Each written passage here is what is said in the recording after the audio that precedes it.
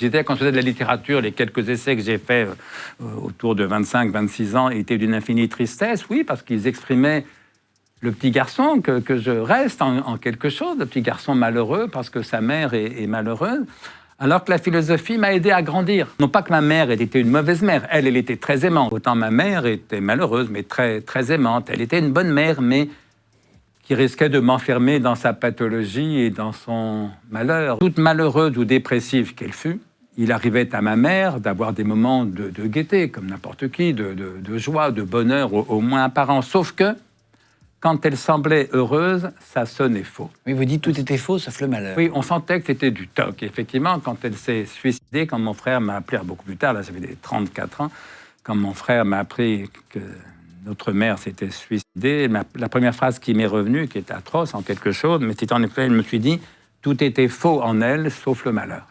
Oui, parce que quand elle semblait heureuse, ça sonnait faux. On voyait que c'était du toc, une forme de théâtre, elle faisait du cinéma. Alors qu'inversement, quand elle était malheureuse, quand elle me pleurait dans les bras, par exemple, ça sonnait tragiquement vrai. Et donc, dans ma petite tête d'enfant mélancolique, j'avais un peu le sentiment que